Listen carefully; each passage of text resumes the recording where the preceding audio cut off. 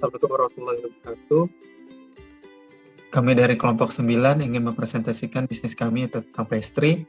Ya, kelompok kami ini terdiri dari Lini Riantika, Erika Damayanti, Rasa Fitri, Hilmi Aunila Kamil, dan saya sendiri Rizky Adi Ramadan.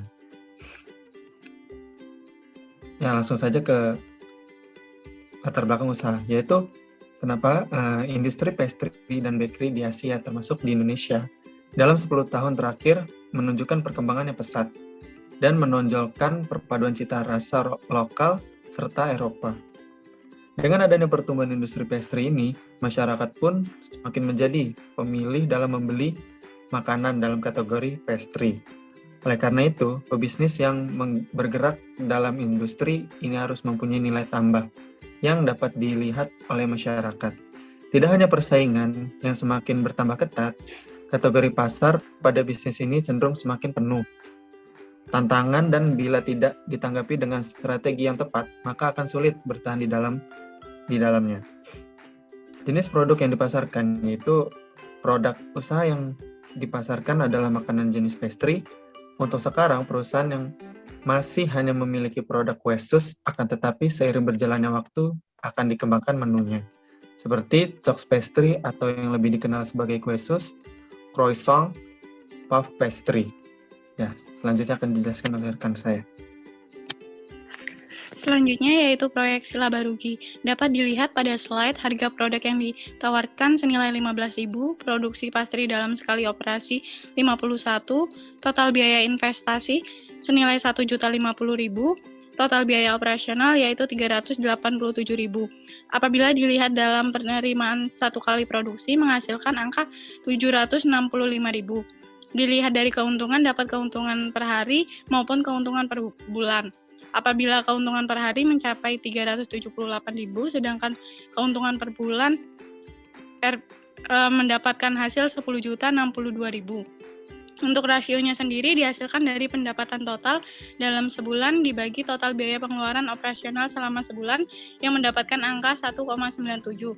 Untuk pengembalian modal usaha sendiri pada usaha pastry ini terbilang cepat karena mendapatkan angka 0,10 yang dihasilkan dari biaya investasi dibagi keuntungan penjualan. Next. Untuk BEP sendiri ada BEP produk dan BEP harga. BEP produk dihasilkan dari total biaya produksi selama sebulan dibagi harga per kemasan yang menghasilkan 774 unit. Sedangkan BEP harga yaitu total biaya produksi selama sebulan dibagi total produksi selama sebulan yang menghasilkan BEP harga senilai 8.000. Selanjutnya akan dilanjutkan oleh rekan saya. Selanjutnya yaitu aspek pasar dan pemasaran. Bentuk pasarnya yaitu pasar konkret, yaitu pasar yang mempertemukan penjual dan pembeli secara langsung. Untuk segmentasinya, masyarakat yang tinggal di sekitar Kota Bandar Lampung dengan targetnya semua kalangan usia dan memposisikan sebagai produk dengan bahan baku berkualitas dengan takaran yang pasti sehingga rasanya terjamin. Analisis persaingan menggunakan analisis SWOT. Kekuatannya yaitu bahan baku berkualitas, kebersihan terjaga, rasa yang konsisten. Sedangkan kelemahannya, pastry ini bukan termasuk makanan pokok, namun memiliki peluang yang tinggi karena banyaknya minat pembeli. Untuk ancamannya itu terdapat banyak pesaing dengan harga yang berbeda tipis. Untuk bauran pemasarannya, faktor harga, pastry dibanderol dengan harga 15.000. Faktor produk ini mengedepankan konsistensi cita rasa dan kualitas. Promosi dilakukan di media sosial, pamflet dan juga brosur. Sedangkan untuk pendistribusiannya, pembeli bisa datang langsung ke toko. Selanjutnya akan dijelaskan oleh rekan saya. Selanjutnya ada aspek teknik dan teknologi. Yang pertama ada pemilihan dan perencanaan produk.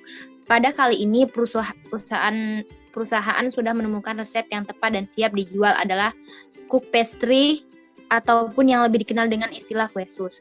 Yang kedua ada pemilihan teknologi. Dalam memproduksi produk yang kami jual, kami menggunakan kolaborasi antara tenaga manusia dan teknologi dalam alat memasak.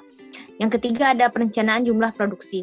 Rencana dalam jumlah produksi adalah 51 bungkus kue sus dalam satu hari yang harus terjual dengan hari dengan hari diproduksi agar menjaga rasa fresh dalam produk. Yang keempat adalah pengawasan kualitas. Pengawasan kualitas terhadap produk yang dijual terus dilakukan dengan cara hanya membeli dan melakukan produksi apabila bahan baku berkualitas tinggi, menjaga kebersihan dan kehigienisan. Selanjutnya akan dijelaskan rekan saya. Oke.